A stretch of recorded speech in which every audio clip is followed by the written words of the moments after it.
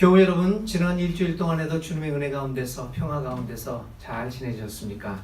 오늘 예배에 오신 여러분들을 환영하고 또 소수의 우리 방역 수칙을 지키면서 또 현장 예배를 드리는 분들, 또 줌으로 또 유튜브로 참여하시는 모든 교우들에게 오늘도 하나님의 은혜와 사랑이 충만히 임하기를 간절히 기도드립니다.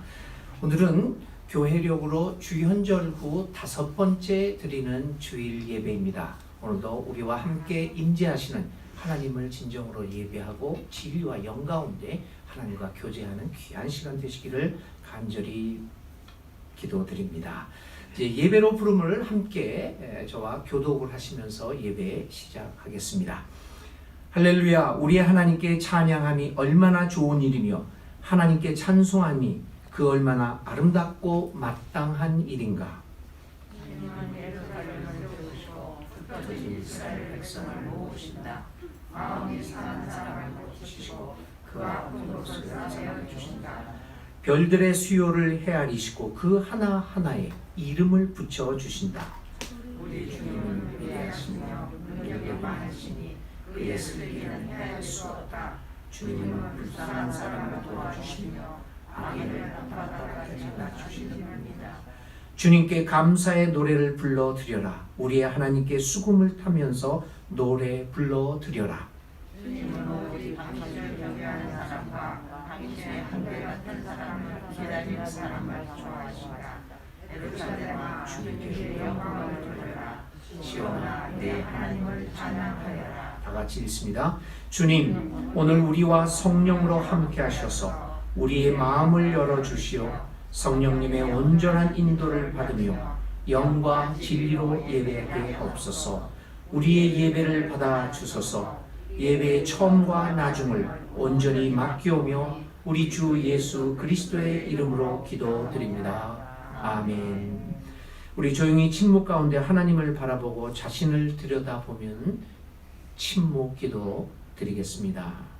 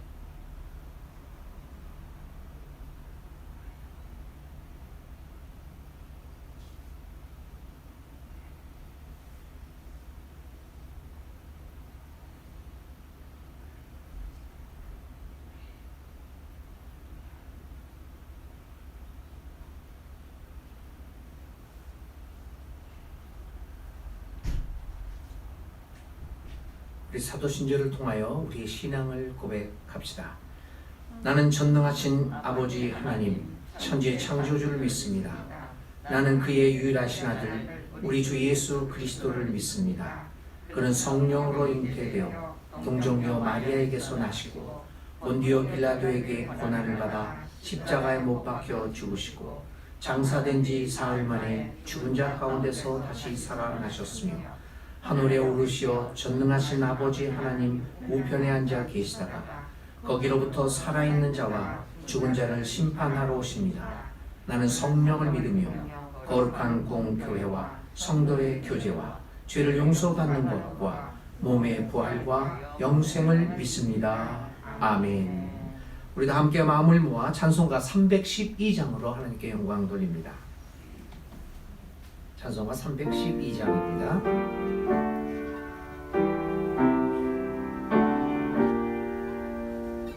너 하나님께 이끌리어 일평생 주만 바라면 너 어려울 때 힘 주시고 언제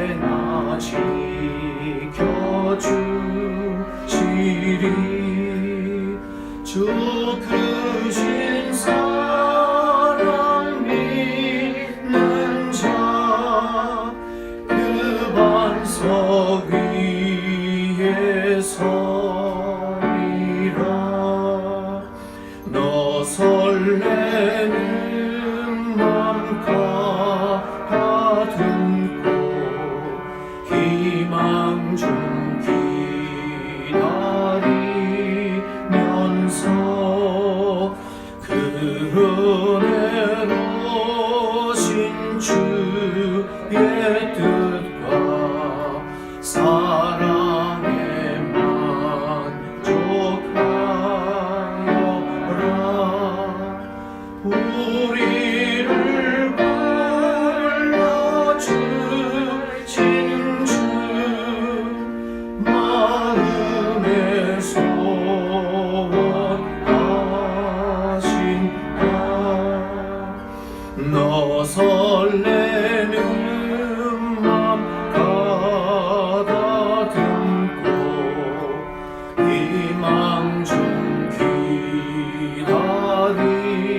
기다리면서 그 은혜로 신 주의 뜻과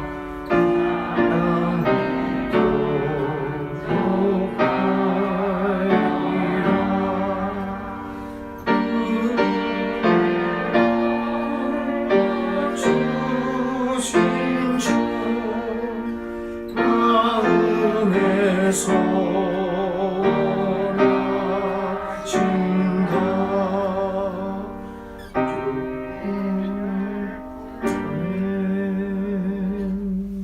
우리 함께 공동 기도문을 읽도록 하겠습니다. 함께 마음을 다하여 이 기도문을 통하여 하나님께 우리의 마음과 우리의 뜻을 알리고 또 주님의 뜻에 귀 기울이는 귀한 시간 되시기를 바랍니다. 공동 기도 올립니다.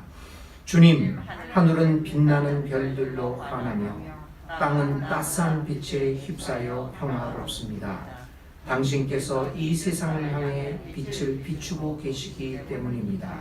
간구하오니 우리 마음에 자리한 모든 어둠을 몰아내소서. 찬란하게 빛나는 당신의 은총으로 우리 마음을 밝히소서. 당신의 찬연한 빛으로 우리 눈을 뜨게 하소서. 우리의 시선이 영원히 당신을 향하길 원합니다. 예수 그리스도의 이름으로 기도를 드립니다. 아멘. 하늘에 계신 우리 아버지, 아버지의 이름을 거룩하게 하시며 아버지의 나라가 오게 하시며 아버지의 뜻이 하늘에서와 같이 땅에서도 이루어지게 하소서.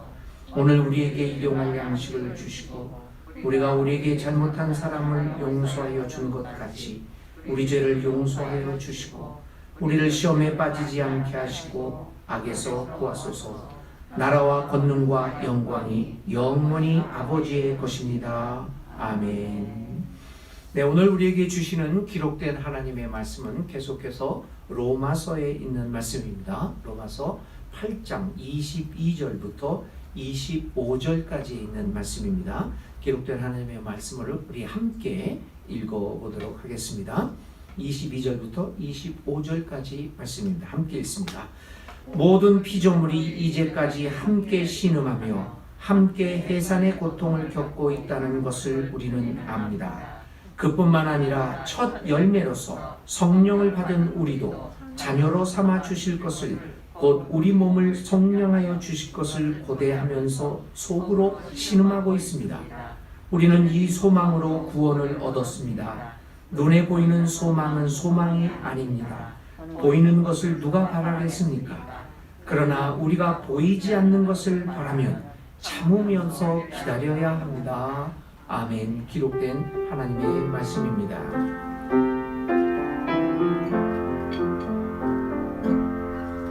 이 말씀 따라 사는 동안 지치지 않게 하시고 이 말씀 따라 사는 동안 주님 나라 이루소서.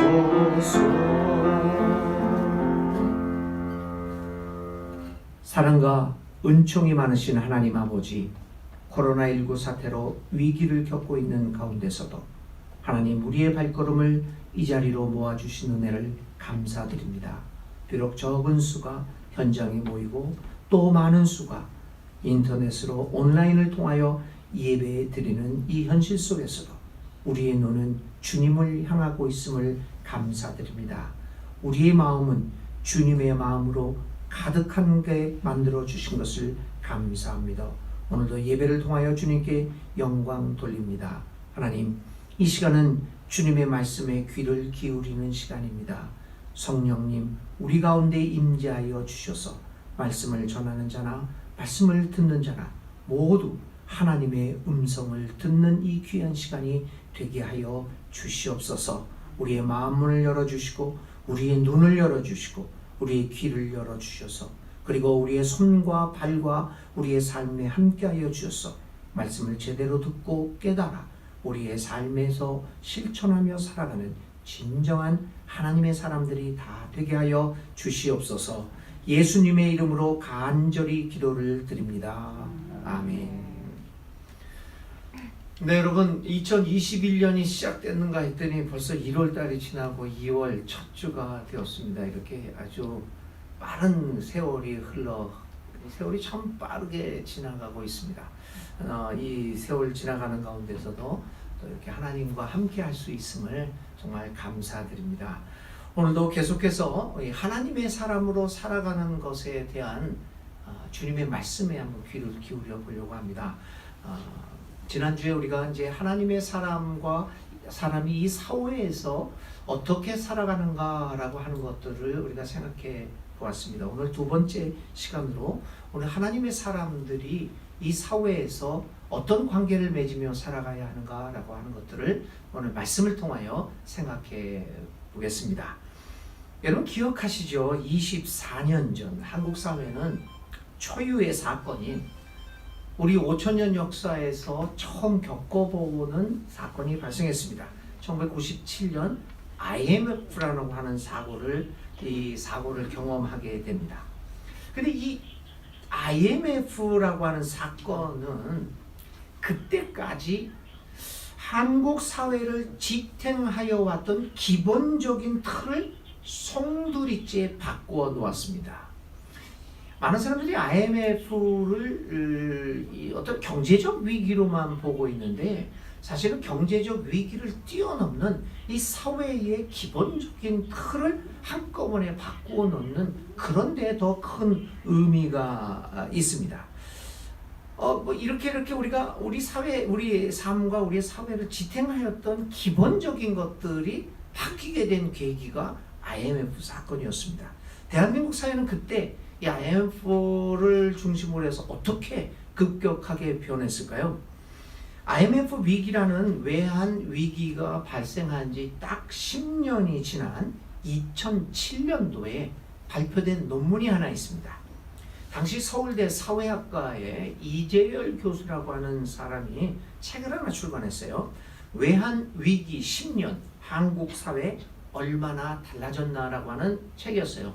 그 책 가운데 이재열 교수가 쓴 논문이 하나 있는데 그 논문의 제목이 이거였습니다. 한국 사회의 질의 변화와 전망, 퀄리티라고 하는 한국 사회의 퀄리티, 한국 사회의 질이 어떻게 변화되었고 IMF를 통해서 그리고 앞으로 우리 한국 사회는 사회적 질에 있어서 어떻게 변화되어야 하겠는가라고 하는 것을 진단한 논문입니다. 14년 전 논문입니다. 물론 이제 14년 전에 발표된 논문이기 때문에 조금 지금 상황에서 보면 현실성이 조금 지금하고 맞지 않는 것도 있기는 합니다만은 그러나 이 교수가 이 논문에서 주장하고 있는 문제는 근본적인 원리에서 오늘도 우리에게 유효하다고 생각됩니다. 그는 이 논문에서 여러 가지 이야기를 하지만 이 한국 사회의 변화를 다음과 같이 지적을 하고 있습니다. 한번 화면으로 한번 보십시오. 가장 두드러진 변화로서 총체적인 불신의 심화. 여러분들 한번 1997년 이전의 사회와 IMF 이후의 사회를 한번 생각해 보시면서 이 논문을 글을 한번 읽어보세요. 가장 두드러진 변화로서 총체적인 불신의 심화, 두 번째 계층 간의 포용성의 감소, 세 번째 사회적 배제의 심화, 그리고 구조적 역능성의 감소, 이로 인한 무기력의 증가 현상이 나타났다라고 한 5가지 요소를 얘기합니다. 근데 여기서 우리가 주목하고자 하는 현상은 여기 나타나는 것 중에 3가지입니다. 첫 번째는 총체적인 불신의 심화. 그 전까지요, 이 97년 이후에 우리 이웃들 간에 기본적인 신뢰들이 있었습니다. 서로 믿고 이렇게 살아가는. 근데 97년 이후에 IMF 사건이 일어나면서 믿고 있던 회사가 나를 자릅니다.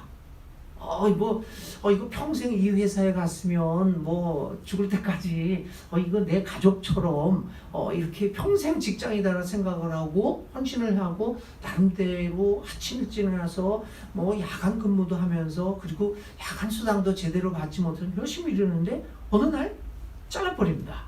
많은 경우가 그랬어요. 야, 이거 믿고 있던 것들이 이렇게 되는구나. 그래서 전체적으로 우리 사회가 불신이 심화되었습니다. 계층 간의 포용성의 감소가, 그러니까 이렇게 자꾸만 갈등이 일어나다 보니까 쫓겨나고 또 쫓아내고, 그리고 한쪽에서는 그 IMF 때에 돈 번 사람도 굉장히 많거든요. 달러가 확 뽑으면서 굉장했어요. 그때 이제 부동산 이 차별, 이 차이가 확 나게 되면서 강남과 강북 이런 것들이 차이가 나면서 IMF 시기에 이 빈부차가 아주 극심해집니다. 그렇게 하면서 세대 간의 이 계층 간의 서로를 인정하고 감싸주는 포용성이 굉장히 크게 감소됐습니다. 그다음에 세 번째는 사회적 배제의 심화. 너가 내가 다르기 때문에 다른 사람들을 혐오하고 증오하고 배제하는 그런 것들이 이 IMF 사회 이후에 한국 사회에 변화되었던 것이죠. 그 전에는 97년 이전에는 사회적 배제가 그렇게 강하지가 않았습니다. 가난하다고 해서 물론 가난이 불편하기는 했지만 그거로 인해서 사회적인 배제가 일어나고 그러지 않았습니다. 97년 이후에 한국 사회가 사회적 배제가 심화되면서 예를 들면 굉장히 그런 거 많잖아요. 옆에 내 아파트가 있는데 나는 사립 아파트라고 그러나요? 민영 아파트인데 옆에 임대 주공 아파트가 들어오면 못 들어오게 막는다든지 내 아이가 다니는 이 초등학교에 임대 아파트 주민이 오면 못 오게 한다는데 막 그냥 반대하고 길도 막아버리고 이런 사회적 배제들이 참 안 좋은 현상들 아닙니까? 이제 이것이 IMF가 가져온 가장 큰 변화 중에 하나였습니다. 이재열 교수가 여기서 얘기하는 거는 한마디로 말하면 우리 대한민국은 97년 IMF를 성공적으로 극복하고 또 오히려 IMF가 계기가 되어서 그 97년 이후 우리는 놀랄만한 괄목할 만한 경제 성장을 이루게 됩니다. 10년이 지난 후에요. 지금도 마찬가지지만요. 그래서 이 교수가 지적하는 것은 경제적 성장은 이루어졌지만 소셜 퀄리티는 낮아졌다는 분석입니다. 그러기에 그는 이제부터 한국 사회가 관심을 가지고 투자해야 할 것은 물적 자본뿐만 아니라 사회에 대한 미래지향적 투자라고 얘기를 합니다. 물질적으로 번영하는 것도 중요하겠지만 그러나 그것보다 더 중요한 것은 사회적 질을 어떻게 높이는 데 우리가 투자해야 되느냐라고 하는 것입니다. 그래야만 경제 개발과 아울러서 실질적인 사회의 품격도 유지할 수 있다라고 했습니다. 다시 말하면 사회적 투자를 해야만 품위 있는 사회의 형성이 가능하다고 말하고 있는 것입니다. 여러분, 사람에게만 품위가 요구되는 것이 아니라 우리가 살고 있는 이 한 사회에도 품위가 요구되는 것 아니겠습니까? 그런데 정말 오늘 우리가 사는 사회가 품위를 갖춘 사회일까요? 아니면 오직 경제 성장에만 매달리고 품위는 전혀 상관하지 않는 사회일까요? 내 지역에 임대 아파트가 들어선다고 해서 그들을 배제하고 우리 아들, 딸과 초등학교를 달리지 못하게 하고 가격을 담합해서 그렇게 하고, 여러분 이런 것들이 과연 품위 있는 사회라고 여기십니까? 과연 오늘 나의 개인적인 삶의 품위를 넘어서서 오늘 우리가 살아가고 있는 이 대한민국 사회, 아니 오늘 우리 지구촌 사회가 과연 품위를 가지고 살아가는 사람들일까? 저는 개인적으로는 이 품위라고 하는 단어를 너무 좋아합니다. 제가 대학교 1학년 때요, 이제 파라과이라는 나라에서 대학을 다녔거든요. 대학교 1학년 다니면서 이제 그 파라과이 국립대학을 다녔어요. 아순시온 국립대학을. 저는 대학에서는 경영학을 전공했어요. 그래서 열심히 공부하고 그러는데 역사에 관심이 많아서 그 역사 도서관에 이 박물관을 수시로 방문을 했습니다. 그래서 역사책을 많이 읽는데 거기 박물 소장님이 그 동양 사람이 다 거기 서양 사람인데 동양 사람이 와서 열심히 뭐 책을 읽고 그러니까 신기했는지 저를 불러요. 그때 저하고 이제 친해졌어요, 그 교수님이. 그래서 자기가 지은 책을 제가 21살 때였어요. 그거를 이제 보내줬습니다. 줬습니다. 사인을 해가지고. 거기에 2글자가 있었어요, 저한테. 너는 교양과 품위를 갖춘 인간이 되라. 이 말. 근데 21살 때 들었던 말인데, 그래서 교양과 품위.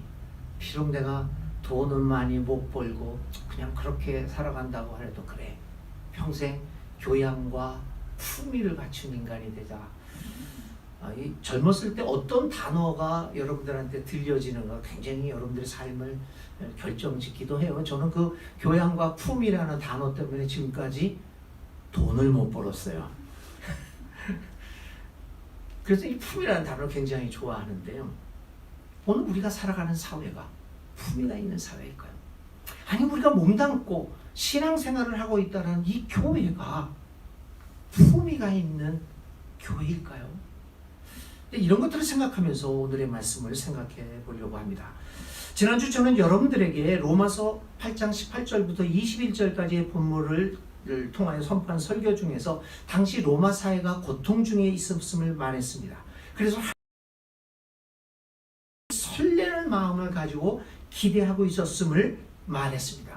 그래서 하나님의 사람들이 영적인, 물질적이고 세속적인 가치가 아니라 이 세상 사람들이 영적인 가치를 보여주는 하나님의 사람이 나타나기를 설레면서 기다리고 있다라고 우리가 같이 말씀을 나눴습니다.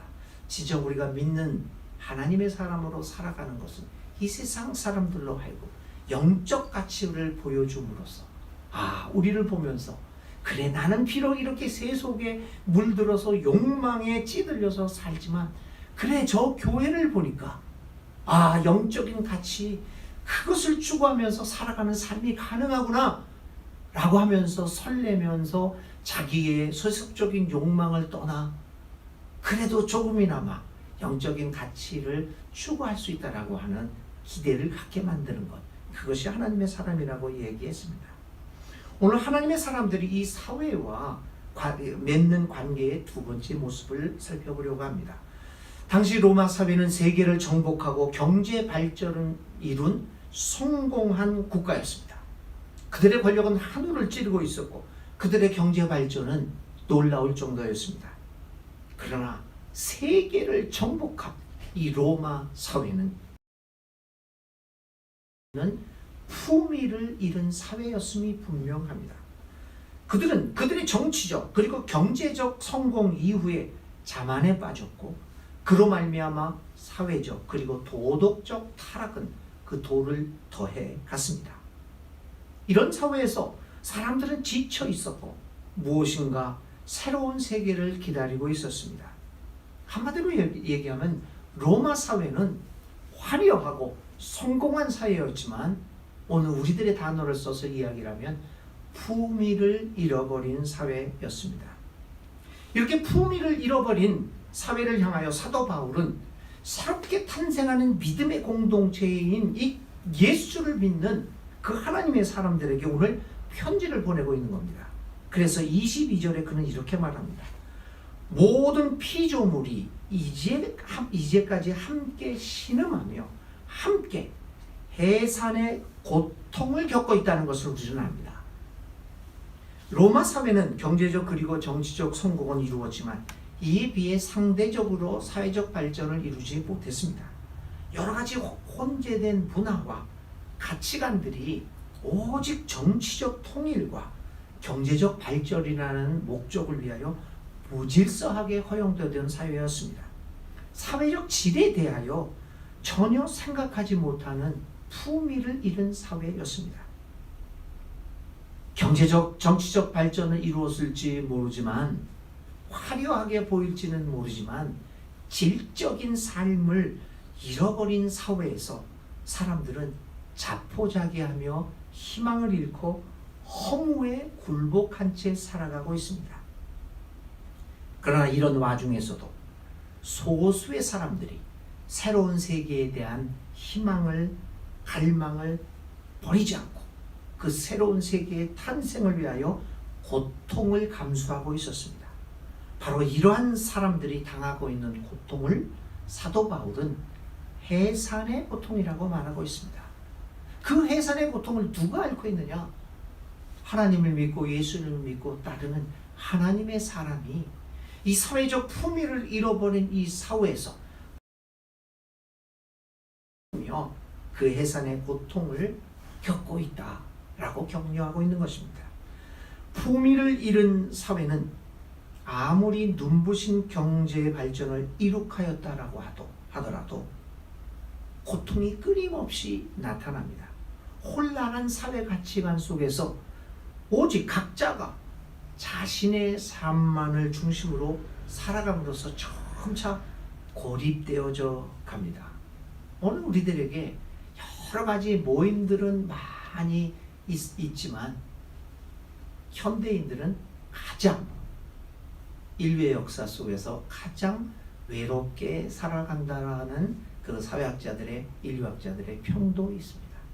정말 인터넷이나 모든 것을 통해서 소통은 잘 되고 있는 것 같지만 가장 고독하고, 인류 역사에서 가장 고독하고 외롭게 살아가는 시대라고 말합니다. 가치관이 혼란스러워졌고 사회적 품위를 잃어버렸기 때문이 아닙니까?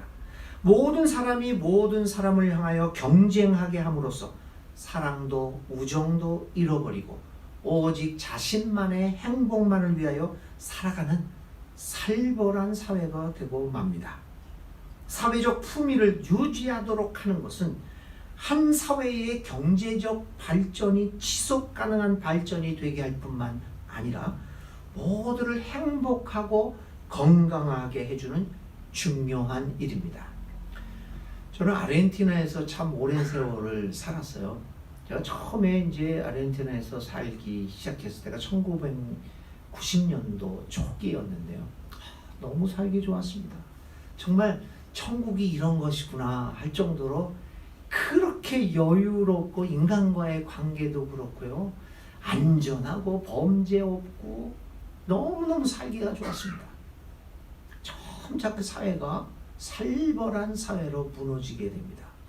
부정부패가 심각해지고 기득권층들의 자기만을 위한 삶을 살아가는 그러한 정치가 계속되면서 빈부의 차이가 엄청나게 나게 됩니다. 그 짧은 시간 동안에 10년이라는 세월 동안에 급격하게 무너집니다. 세계 최고의 부자들 가운데 몇 사람이 아르헨티나에 속해 아르헨티나 사람들 아니지 않습니까? 경제적 발전은 나름대로 이루었습니다. 아르헨티나도요. 그런데 점점 사회적 품위가 잃어가게 되면서 이 사회가 혼란하게 됩니다.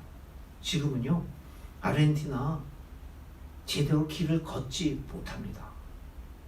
이 핸드폰 같은 거 있잖아요. 한국에 와서 보면 한국에 뭐 이렇게 길 가면서 통화를 하잖아요. 저는 처음에 한국 와서 살게 되었을 때 이거 이렇게 하는 사람들 보면서 야, 저거 위험하지 않나?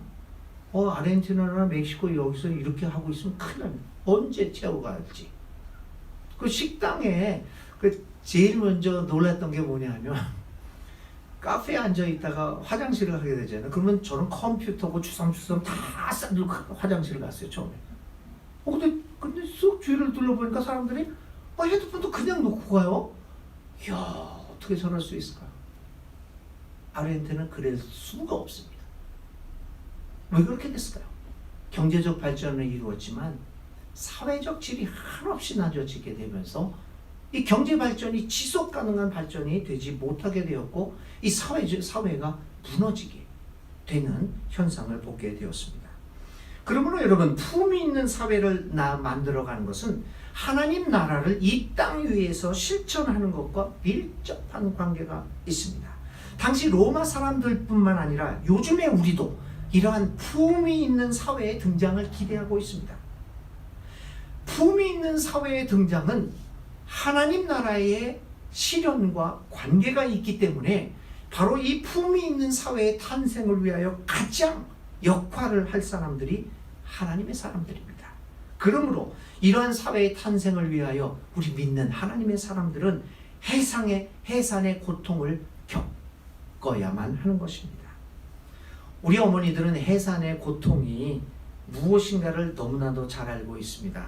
어떤 사람들은 세상에서 느낄 수 있는 아픔 중에서 가장 큰 아픔이라고 말하기도 합니다. 잉태했을 때부터 그 9개월 동안, 만 9개월 동안 그 겪는 여러 가지 고통, 말할 수 없는 고통이죠. 태어나는 그 순간의 고통은 고통뿐만 아니라 이 임신 모든 과정 속에서 겪어야 하는 몸의 변화, 여러 가지 그 고통들은 세상에서 가장 큰 아픔이고 긴 아픔이기도 합니다. 그런데 이 어머니들이 어떻게 이 고통을 이길까? 그 고통을 이기는 힘은 오직 다름 아닌 새로운 생명이 탄생할 것이라고 하는 그 확신과 거기에 대한 희망 아닙니까? 여기에 앉아서 예배드리는, 또 온라인으로 예배드리는 우리 어머니들은 제 말을 너무나도 잘 이해할 겁니다. 어머니들이 해산 시에 고통을 잊거나 고통을 이기는 것이 아닙니다. 어머니들은 다만 이기거나 잊는 것이 아니라 그 고통을 새로운 생명의 탄생이라고 하는 것으로 승화시키는 것뿐입니다. 그렇기에 그들이 겪는 고통이 단순한 고통으로 해석되지 않는 것입니다. 어떤 어머니들이 잉태한 그 9개월간의 그 고통 때문에 나는 생명을 잉태하지 못하겠다. 그 고통 때문에 생명을 낳는 것을 포기하는 어머니들이 어디 있겠습니까? 오늘 사도 바울은 로마의 교우들에게 편지를 쓰면서 이러한 어머니의 해산하는 고통의 의미를 말하고 있습니다. 믿음의 공동체가 새로운 세계의 태어남을 위하여 이 해산의 고통을 이 사회와 함께 기꺼이 견뎌내자고 말하고 있습니다. 하나님의 사람들이 이 사회와 갖는 관계가 바로 이런 것입니다. 품위 있는 사회의 등장을 위하여, 보다 더 나은 세계를 위하여 우리가 사는 사회 사람들과 함께 해산의 고통을 겪어야 한다는 것입니다. 오늘 우리 믿는 사람들의 공동체가 오직 죽어서 가는 천국만 바라보면서 오늘의 삶에서 더 나은 사회, 품위 있고 건강한 사회의 탄생을 위하여 해산의 고통을 겪지 않는다면 교회는 도대체 이 땅 위에 뭐 때문에 존재하는 것입니까? 존재 가치를 잃게 됩니다. 좀 더 나은 사회의 탄생을 위하여 우리의 믿음의 선배들은 해산의 고통을 겪는 것을 마다하지 않았습니다. 그것이 하나님 사람의 본분이기 때문이었습니다.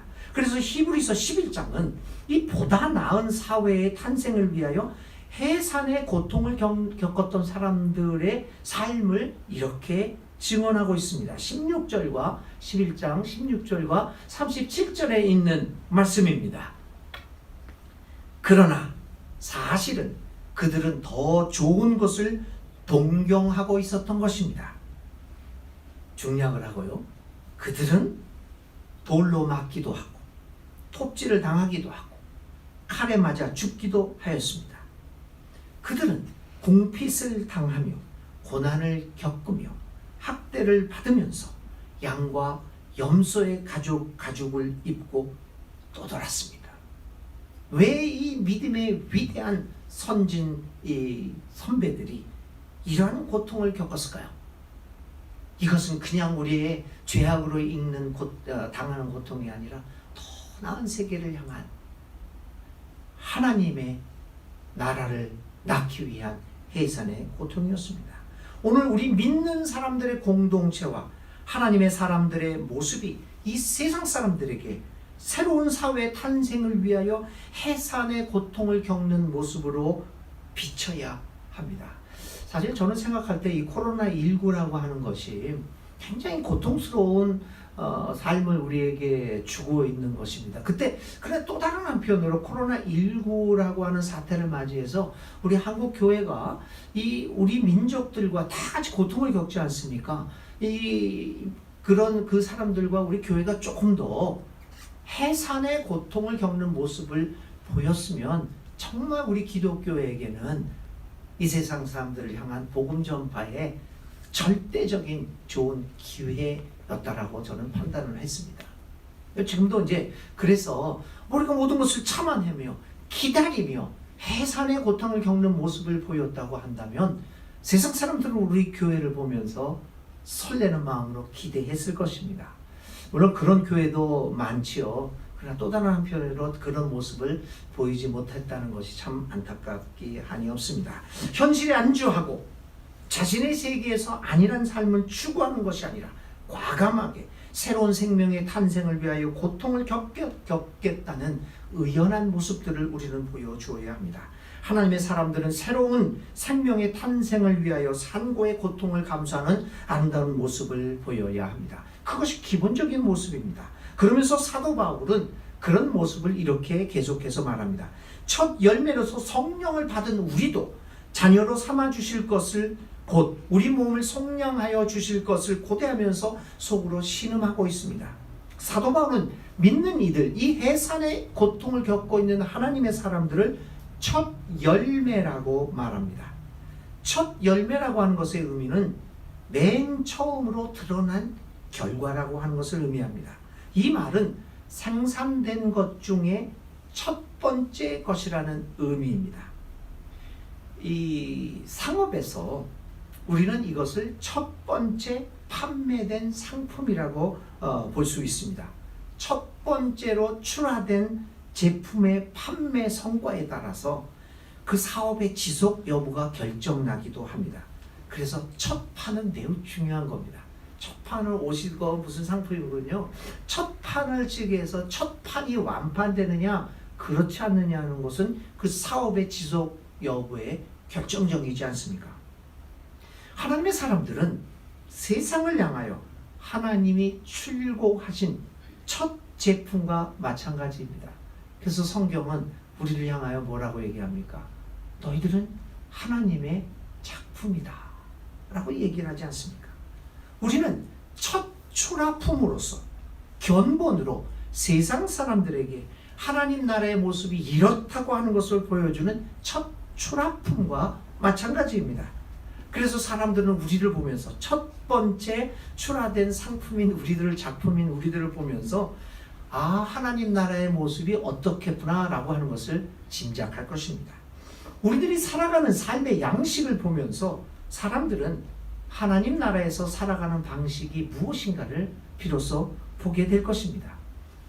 그래서 여러분들은 삼성이나 뭐 이런 데서도 이 핸드폰 같은 거, 셀폰 같은 거 처음 나오면은 어떻게 합니까? 그냥 역에도 그렇고 공항에도 그렇고 요즘은 특별하지만은 이 시험품들을 만들어가지고 한번 이렇게 한번 해보시라고 그 젊은 애들 몰려가서 거기서 대박 나고 그러지 않습니까?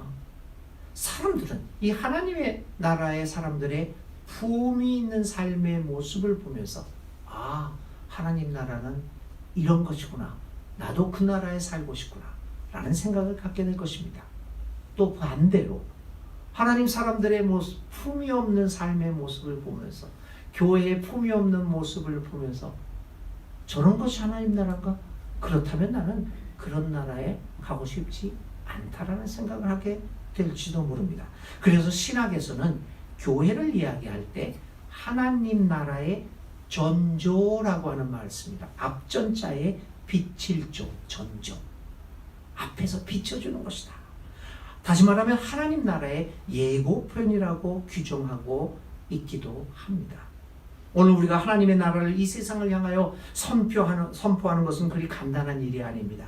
쉬운 일이 아닙니다. 말만 함으로써 되는 일이 아닙니다. 우리는 하나님 나라의 첫 열매로서 그 맛을 실제로 보여야 합니다. 우리의 가정에서 우리는 가족 구성원끼리 첫 열매의 맛을 보여주어서 우리 가족들도 하나님 나라에 관심과 흥미를 갖게 만들어야 합니다. 우리가 몸담고 있는 여러 가지 모임 안에서 첫 열매로서 맛을 보여주어야 합니다.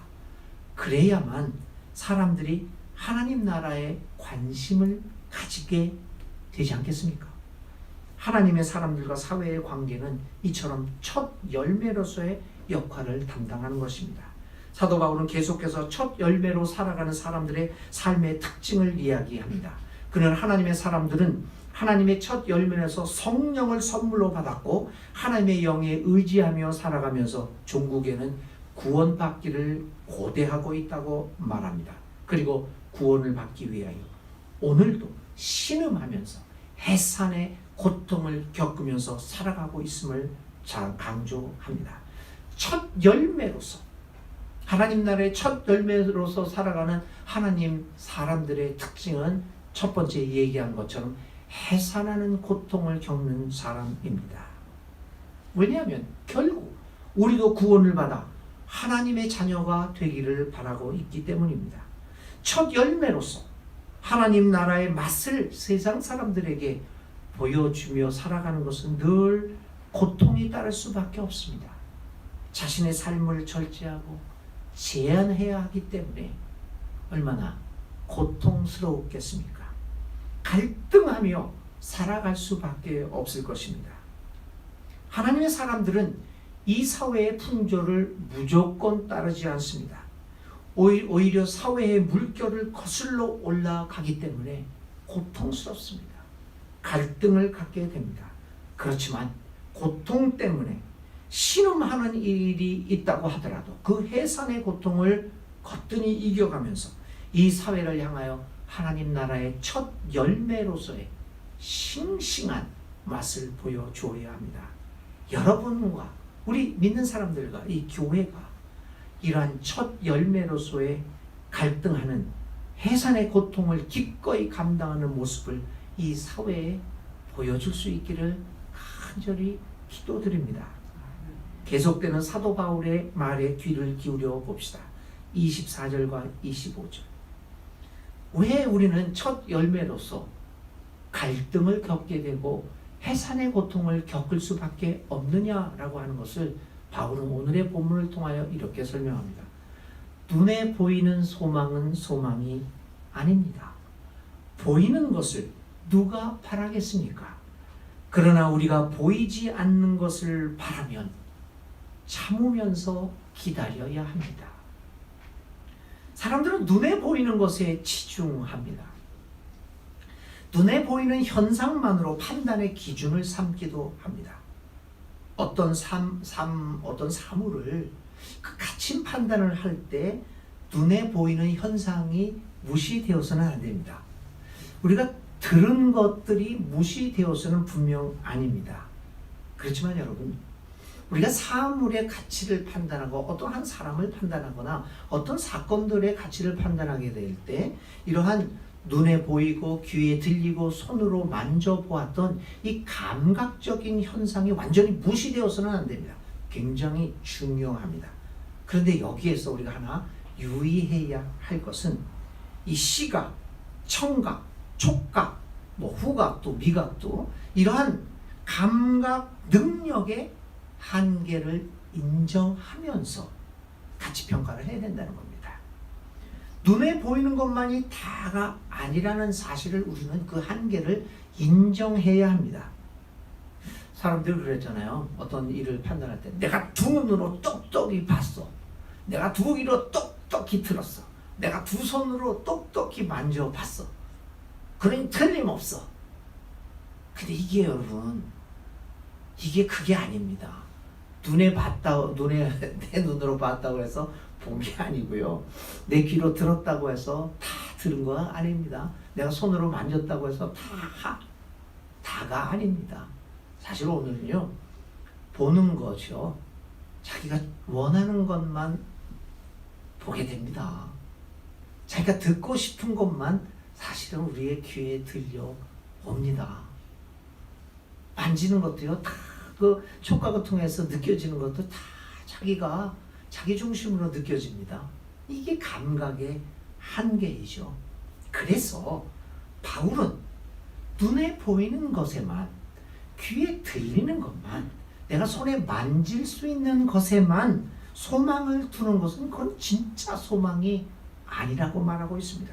진정한 희망이라는 것은 오히려 눈에 보이는 것보다 눈에 보이지 않은 것, 귀에 들리는 것보다 들리지 않는 것, 만져지는 것보다 만져질 수 없는 것에 더 많다는 겁니다. 사실 희망한다는 것은 눈에 보이지 않는, 귀에 들리지 않는, 만져지지 않는 그 어떤 것을 기대하는 것을 의미하지 않습니까? 그래서 하나님의 사람들은 눈에 보이는 것에 자신의 삶을 걸지 않습니다. 오히려 눈에 보이지 않는 하나님 나라의 희망을 겁니다. 눈에 보이는 것에만 희망을 걸게 될 때 우리는 자포자기하게 마련입니다. 희망은 보이는 것이 아닌 보이지 않는 것에서부터 옵니다. 사도 바울의 삶도 그랬습니다. 그의 삶은 아직 이루어지지 않았고 또 보이지도 않는 하나님의 나라를 향하고 있기에 그의 삶의 여정에서 당하는 여러 가지 고난이 그의 삶을 파멸로 몰고 가지 못했습니다. 그는 보이지 않는 것에 희망을 걸고 있었기에 끝까지 참고 그의 인생의 길을 다 갈 수 있었습니다. 사랑하는 여러분, 하나님의 사람들, 보이지 않는 것, 들리지 않는 것, 만져지지 않는 것에 희망을 거는 우리들에게 얼마나 많은 고통이 있겠습니까? 보이지 않는 것을 희망한다는 건 참 어려운 일입니다. 마음에 많은 갈등이 생길 것입니다. 그러나 그 갈등과 고통은 단순한 갈등과 고통이 아니라 새로운 나라의 탄생, 새로운 하나님 세계의 실현을 위한 해산의 고통임을 다시 한번 보면서 이 땅 위의 삶을 하나님의 사람답게 살아가야만 합니다. 오늘 하나님의 사람들이 이 사회를 향하여 보여주어야 하는 삶의 모습이 첫 열매로서 하나님 나라의 모습을 위하여 해산의 고통을 감내하는 모습들이 아니겠습니까? 눈앞에 보이는 것에 연연해서 어쩔 줄 모르는 모습이 아니라 비록 당장 이익이 생기는 것 같지 않다고 하더라도 담대하게 보이지 않는 그 하나님의 나라의 삶을 향하여 당당하게 살아가는 의연한 모습을 보여주어야 합니다. 품위 있는 당당한 삶의 모습을 보여줘야 합니다. 하나님의 사람이 이 사회와 가지는 관계, 해산의 고통을 겪는 첫 열매로서 하나님의 사람이 갖는 관계는 의연함, 품위 있는 사람입니다. 경고망동하지 않고 진중한 모습을 보여주는 것입니다. 그러기 위해서 우리는 무엇보다도 눈에 보이는 세계에만 매달리지 말고 오히려 눈에 보이지 않는 세계를 바라보면서 오늘의 삶을 살아가야 할 것입니다. 오히려 보이지 않는 하나님 나라의 희망을 걸고 오늘의 현실의 삶에서 인내하며 해산의 고통을 겪으며 기다리며 의연하게 살아가는 품위 있는 모습을 보입시다. 그것이 하나님의 사람이 이 사회에서 살아가는 모습일 것입니다. 교회 여러분, 이제 결론을 맺습니다. IMF 사태 23년 만인 2020년 한국 사회는 또 다른 위기를 겪었습니다. 23년 전에 IMF가 우리 사회를, 대한민국 사회를 근본적인 면에서 변환시켰듯이 작년에 발생한 이 코로나 사건도 우리 사회를, 아니 전 인류의 사회 삶을 그 근본으로부터 변화시키고 있습니다. 한국뿐만 아니라 전 세계가 경험하고 있는 위기입니다. IMF처럼 코로나 사태도 한국 사회를 크게 변화시킬 것이고 우리의 삶을 완전히 바꾸어 놓고 있습니다. 이런 문명의 전환, 변환 시대에서 한국교회는 무엇보다도 대한민국 사회를 향하여 사회적 품위가 있는 삶의 모습을 보여주어야 합니다. 오늘 로마서를 통하여 주신 하나님의 음성에 귀를 기울이면서 새로운 사회의 탄생을 위하여 해산의 고통을 나누는 첫 열매로서의 진정한 교회의 모습을 보이십시다. 이것이 하나님의 사람이 살아가는 법입니다. 주의 희망이 여러분의 삶을 가득 채워주시기를 간절히 기도드립니다. 교회 여러분, 사도 바울 성경의 말씀처럼 우리가 보이지 않는 것을 바라면 참으면서 기다려야 합니다. 해산의 고통 끝에 하나님이 여러분에게 허락해 주신 아름다운 하나님, 더 나은 세계가 우리를 통하여 이루어질 수 있기를 간절히 기도드립니다. 오늘도 하나님의 평화가 여러분들의 가정과 자녀 위에 하시는 일 가운데 충만히 임하기를 진심으로 기도드립니다. 기도하겠습니다. 하나님 아버지, 감사합니다. 오늘 우리를 성령의 첫 열매로 불러주셨음을 감사합니다. 첫 열매로서 이 사회를 향하여 하나님의 사람으로서의 하나님 나라의 맛을 보여주게 하소서. 첫 열매로서 이 땅 위에서 해산의 새로운 나라의 탄생을 위한 해산의 고통을 기꺼이 받아가며 참으면서 기다리는 모습을 보여주는 우리 교회와 하나님의 사람이 다 되게 하여 주시옵소서. 예수님의 이름으로 간절히 기도를 드립니다. 아멘. 예, 오늘 봉헌을 드리는데 오늘 봉헌성이 조금 바뀌었습니다. 오늘 2월 첫 주이기 때문에 봉헌성을 바꿨는데요. 이 찬양을 여러분들 혹시 아시는 분들도 있나요? 여기서 불러봤나요? 안 불렀습니까?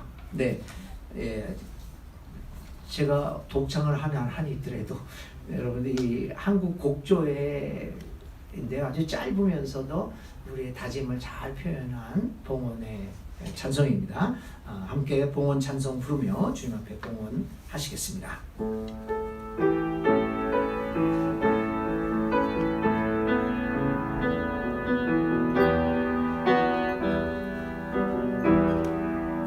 모든 것이 주께로부터 왔사오니 우리의 다짐한 데 모아 바치나이다. 2절입니다. 바친 예물 주님 뜻대로 쓰게 하사 주님의 나라 이 땅 위에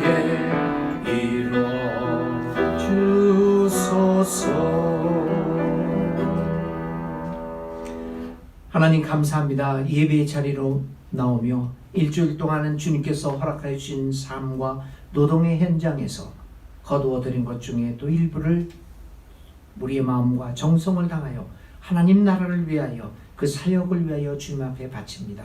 이렇게 정성을 다하여 어려운 가운데서도 마음을 다한 주님의 사랑하는 백성들을 이 시간도 기억하여 주시고 그들의 삶에 함께하여 주시며 무엇보다도 그들의 삶의 현장이 흔들리지 않도록 날마다 주의 크신 은총과 복으로 함께하여 주시옵소서.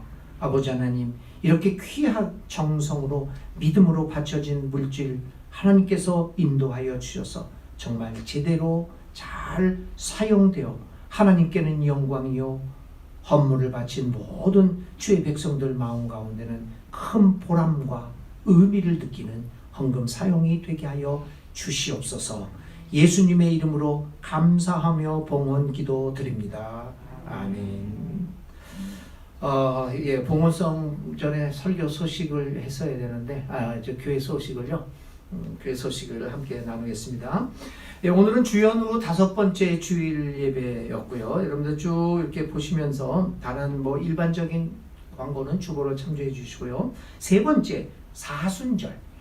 예수님의 고통과 고난과 그분의 죽음과 부활을 기다리는 이 사순절 기간 40일 동안 계속되는 사순절이 이번에는 2월 17일 수요일부터 시작됩니다. 여러분들이 이미 사순절이 어떻게 시작되는 건 다 아시겠지만 이렇게 수요일부터 시작이 됩니다. 그래서 제의 수요일, 참회 수요일, 제를 뒤집어 쓰면서 회개했다 그래서 제의 수요일이라고 합니다. 이번에는 2월 17일이 제의 수요일입니다. 그래서 제의 수요 예배는 또 특별히 하나님 앞에 특별한 순서로 또 우리가 예배를 드리도록 하겠습니다.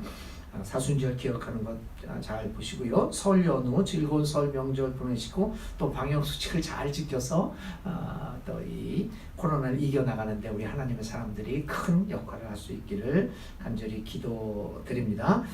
그리고요, 다음 주일 예배 후에 지난주에 우리가 이제 재직회 공동회를 했잖아요. 그래서 거기서 결정적 사항 중에 하나인 담임 목사 청빙위원회가 다음 주일 예배 끝나고 이 자리에서 모이게 됩니다. 그때 여러분들이 장로님하고 모이셔서 또 자세한 내용들을 서로 의견을 말씀하셔서 합의된 내용으로 이렇게 여러분들 회의를 하시겠습니다. 청빙위원회 모임 있는 것 기억하시기 바랍니다. 다른 광고들은 주보를 참조해 주시면 되겠습니다.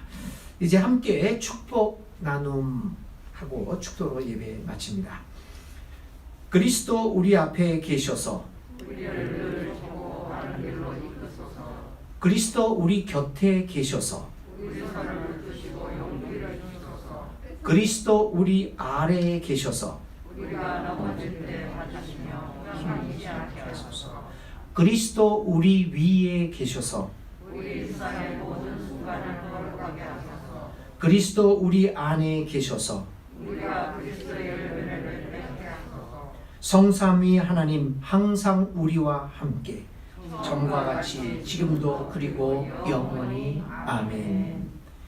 이제는 우리 주 예수 그리스도의 은혜와 하나님 아버지의 넓고 크신 사랑과 성령 하나님의 감동 감화 교제 충만하여 주심이 하나님의 첫 열매로서 새로운 세계의 탄생을 위하여 오늘도 해산의 고통을 기꺼이 받으며 눈에 보이지 않는 것을 참고 기다리고자 하는 모든 하나님의 사람들의 머리 위에와 사랑하는 더 처치 교회에 앞으로의 모든 계획되는 일 가운데 오늘도 세계 만 곳에서 하나님의 나라를 위하여 예배드리며 분투하는 모든 하나님의 사람들과 교회 위에 영원토록 함께 하시기를 간절히 축원드립니다.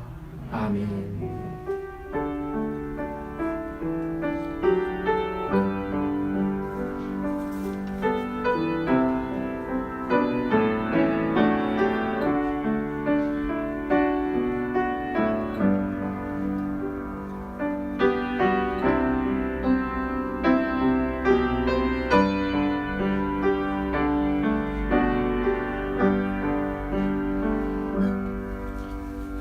이제 예배를 마쳤습니다. 주님의 평화를 가슴에 품고 이 세상을 향하여 나아갑시다.